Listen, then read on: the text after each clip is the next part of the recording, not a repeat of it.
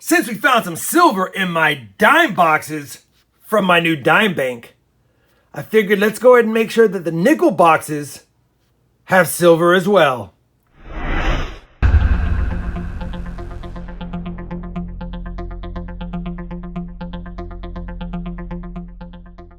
Hey everybody, it's Rob with RobFindsTreasure, and that's right. If you watched my dime time hunt that I just posted a few days ago, you'll notice that I found some silver in that hunt. And I picked up 2 nickel boxes, 2 dime boxes, 2 penny boxes, 2 quarter boxes, and 3 half-dollar boxes from that bank in hopes of finding more goodies. Now, this is a bank that I never really go to. It's actually one of my old dump banks, so I've never thought to hunt it since I dumped there. But because of what's going on in the world right now, a few of my other branches have shut down, and they've offered to go ahead and not only let me dump there, but also pick up some orders there as well. So that being said, I got a couple of boxes here. I did check them. They are circulated nickels. I can see through the holes in the bottoms, but I haven't popped the tops yet. So I figured, why don't we pop it live and see if we catch something sweet on the top sides. Now, I'll tell you, I could see on the bottom, and I didn't see any obvious proofs, war nickels, buffalo nickels, things like that. We'll have to see if the top has anything fancy schmancy for us to see first and foremost. I don't see anything obvious in this box. Let's check this box.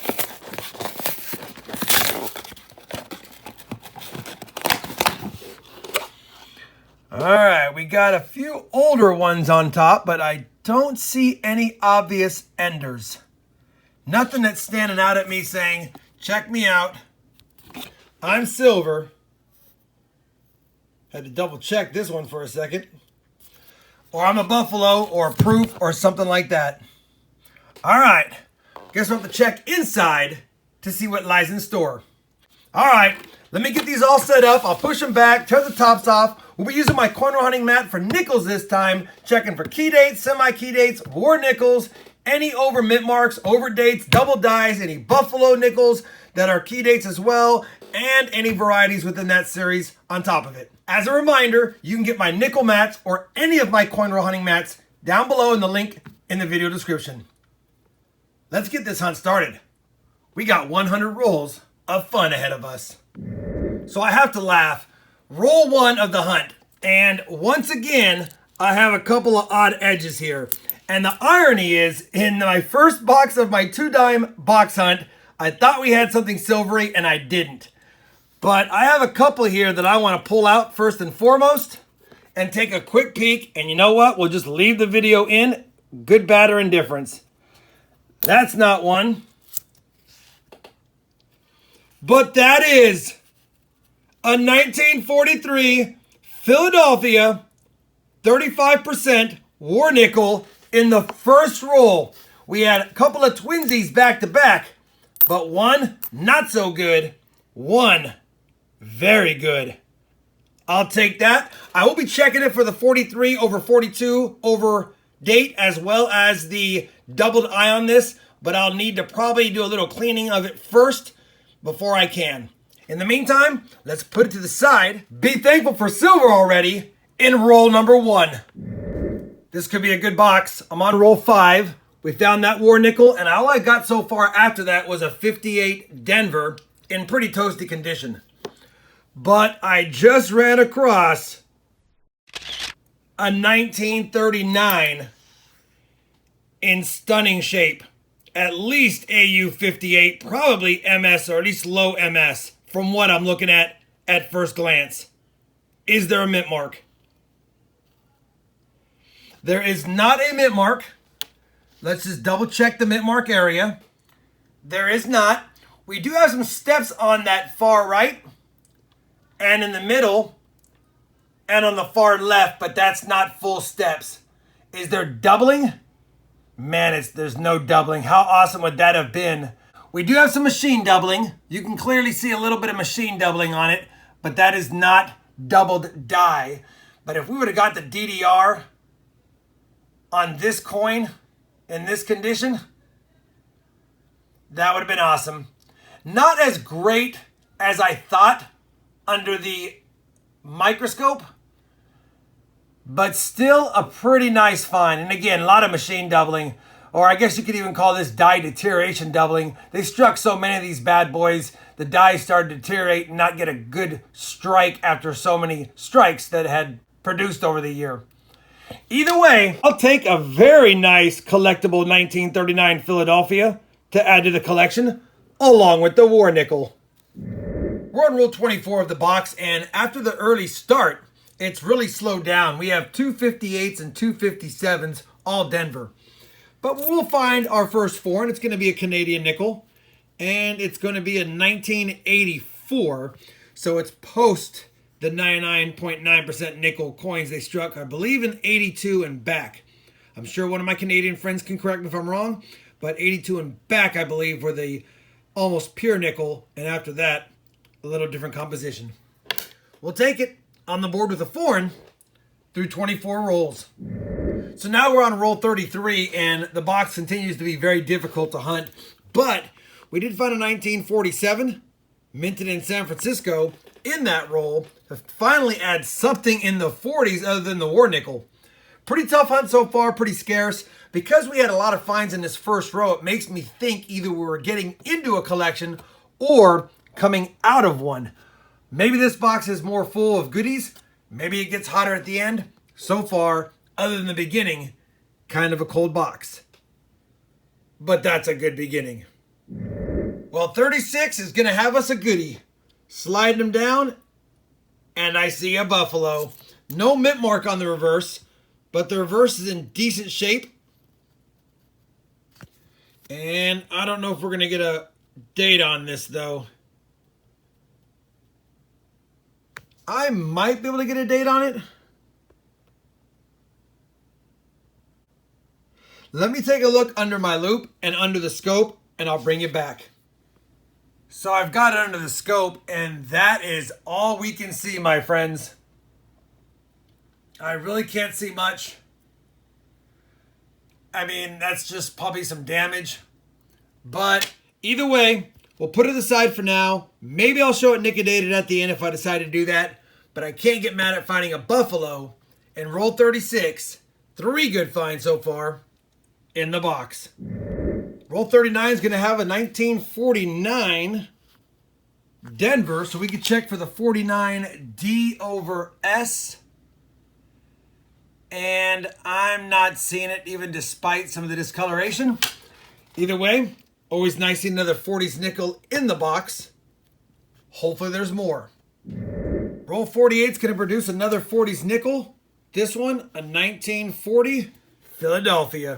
Roll 49 in the box is going to give us somewhat of a parting gift. I grabbed this 1951. I was just going to put it on the board after checking the mint, and it is a 51S. And a 51S is a semi-key date. Less than 7.8 million of these minted, and it's not in that bad a shape. I have definitely seen worse 51S's in my time, so I will be adding this to my collection and checking it against my album. I'll tell you, I did look at the S, and it almost looks like there's a die chip in that mint mark. Not worth much, but still a cool find nonetheless, and in decent shape, except for the damage on the back of the Monticello, which is common between the coin rollers they had back in the day, and because it's a high point on the coin, it does subject itself to some dings. Either way, it's still a nice find. Semi-key date 1951S in the box, maybe an album upgrader. Let's finish this roll, see if we can get one more goodie out of box 1 before we move on to box 2. All right, well, box 1 has been hunted, and you know what? For lack of finds, we got quality finds. Only 3 in the 40s, not including the war nickel, and 11 in the 50s, which isn't bad, but that's only 14 finds outside of the better ones. And we got a foreign and an 09 Denver to boot. 20 total finds. Second box to go. Let me clean up the discards, move that box over, and I'll let you know when we find our first find in this box. We're on roll 14 of box 2, and other than a few 50s and an 09, it's been a quiet box. But I bring in, because we did find another 1949. This one is an S. 1949S, and believe it or not, it's another semi-key date, and it's not in terrible shape. 1949S, found in the box. We'll add it to the top side of the board. That's a good find. I guess I'll mention that there's under 10 million minted, 9.7 something million minted on that bad boy. Maybe 9.8, but close enough. Either way, we'll take it. Roll 17 is gonna have a penny. Just cracked open the roll. I see something small here. It looks like it's copper. Probably a penny. Let's just make sure. It is 96D. We just lost 4 cents. Roll 22 is gonna have a couple of finds. First, check out the condition of this beautiful 1954. And it's an S, so we get to check for the S over D. But I'm not seeing that. Either way, 1954 S. Not a key date or a semi-key, but in this condition, definitely a keeper. We'll add that to the top as another nice find. The second coin I saw was the edge of a Canadian. 1993. Second Canadian in as many boxes. So as you probably could tell, I was pretty tired. I decided to stop hunting last night and finish the box today. Anyway, the rest of the clips, my energy level gets back up because I was fully rested. And that reminded me to put this clip in and let you guys know you should not coin roll hunt when you're tired with tired eyes, because you may miss things. Let's get back to the video and see what we found. Roll 34 of this box, and it's been about 10 rolls since I found anything besides maybe a 58 or a 59. But I bring in, because he finally got another 40s nickel, and it is a 1940, minted in Philadelphia. Roll 37, I just laid out the roll, and we could have another war nickel right here. It looks a little suspicious.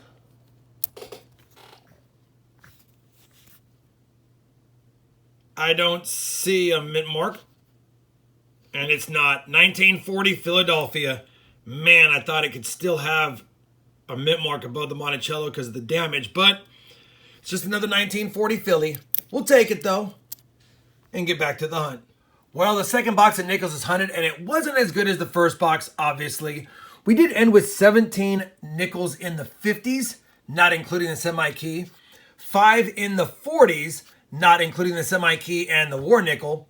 A couple of Canadians, and 3 2009 Denvers. We also scored that penny in the 2 boxes, and the keeper coins of the hunt are going to be that 1939P, the 43P war nickel, the dateless Buffalo nickel, the 51 semi-key date minted in San Francisco, the 49 semi-key date nickel minted in San Francisco, and I will call back through these, but honestly, the only one I remember being very nice is this 54S, which I will keep for my collection as well. I'll take it. Once again, no V-nickel. We couldn't get the trifecta this round. We started off with a hot box. It cooled down. The second box was not as great, but still a good hunt overall. Anytime you can add some beautiful nickels, some Buffalo nickels, or even a war nickel to your collection, you can't get mad at that. On top of it, we scored a couple of semi-key dates, and those are always hard to find. Hopefully you enjoyed this 2-box nickel hunt. If you did, I would definitely appreciate a thumbs up. And as always, everyone, happy hunting, and thanks for watching.